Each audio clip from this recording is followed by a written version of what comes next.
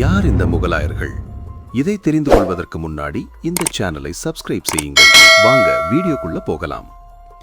இந்தியாவின் வரலாற்றில் அரசியல், கலாசாரம், கட்டிடக்கலை, நிர்வாகம் என அனைத்திலும் ஆழமான தாக்கத்தை ஏற்படுத்திய ஒரு பேரரசு என்றால் அது முகலாய பேரரசு தான்.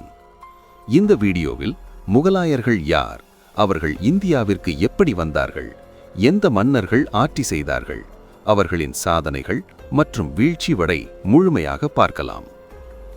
முகலாயர்கள். முகலாய் என்ற சொல் மங்கோலியர் என்பதிலிருந்து வந்தது. முகலாயர்கள் தங்கள் வம்சாவளியை தைமூர், செங்கிஸ்கான் என்ற இரு பெரும் வெற்றியாளர்களிடமிருந்து பெறுகின்றனர். மத்திய ஆசியாவிலிருந்து வந்த இந்த வம்சம் 300 ஆண்டுகளுக்கு மேல் இந்தியாவில் ஆட்சி செய்தது. இந்தியாவில் முகலாய பேரரசை நிறுவியவர் சஹிருத்தீன் முகமது பாபர். இவர் 1526ஆம் ஆண்டு முதல் பானிபட் போரில் இப்ராஹிம் லோடியை தோற்கடித்து டெல்லியை கைப்பற்றினார். பாபர் துப்பாக்கி, பீரங்கி போன்ற நவீன ஆயுதங்களை பயன்படுத்தினார். இந்தியாவில் முகலாய ஆட்சிக்கு அடித்தளம் போட்டார். ஆனால் அவரது ஆட்சி காலம் குறுகியே காணப்பட்டது. பாபருக்கு பின் அவரது மகன் ஹுமாயூன் ஆட்சிக்கு வந்தார். ஹுமாயூன் ஷேர்ஷா சூரியால் தோற்கடிக்கப்பட்டு இந்தியாவை இழந்தார். இவர் பல ஆண்டுகள் அகதியாக இருந்தார். இவர் 1555ஆம் ஆண்டு மீண்டும் டெல்லியை கைப்பற்றினார். ஆனால் ஹுமாயூன் ஒரு விபத்தில் மரணமடைந்தார். அடுத்ததாக அக்பர் ஆட்சி பொறுப்பேற்றார். அக்பர் காலம் முகலாய பேரரசின் பொற்காலம் என அழைக்கப்பட்டது.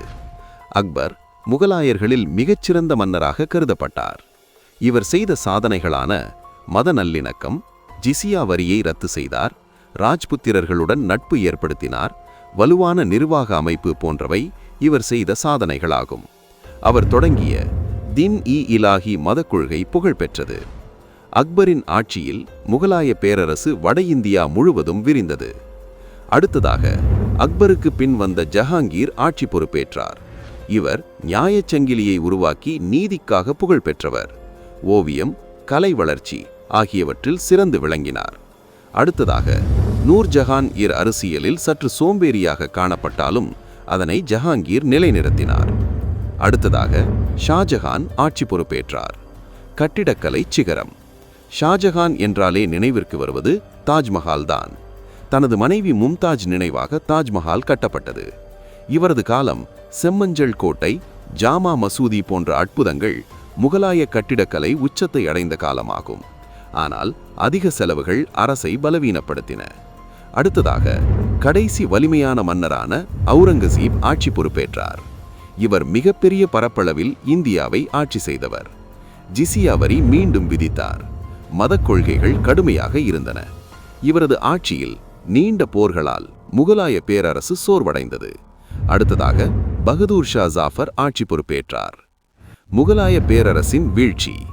அவுரங்கசீபிற்கு பிறகு பலவீனமான மன்னர்கள், உள்நாட்டு கிளர்ச்சிகள், மராத்தியர், ஆங்கிலேயர் தாக்கம் ஆகியவற்றால் 1857இல் நடந்த லிட்டிலார் சிப்பாய் புரட்சி. பின் பகதூர் ஷா ஜாஃபர் பதவி நீக்கம் செய்யப்பட்டார். இதனுடன் முகலாய ஆட்சி முடிவுக்கு வந்தது. முகலாயர்கள் இந்தியாவிற்கு வலுவான நிர்வாகம், சிறந்த கட்டிடக்கலை, கலாச்சார ஒருங்கிணைப்பு, வரலாற்றுச் சுவடுகள் என்ற பெரும் பாரம்பரியத்தை விட்டுச் சென்றனர். இந்த வீடியோ பிடித்திருந்தால் லைக் செய்யவும், சேனலை சப்ஸ்கிரைப் செய்யவும் மறக்காதீர்கள்.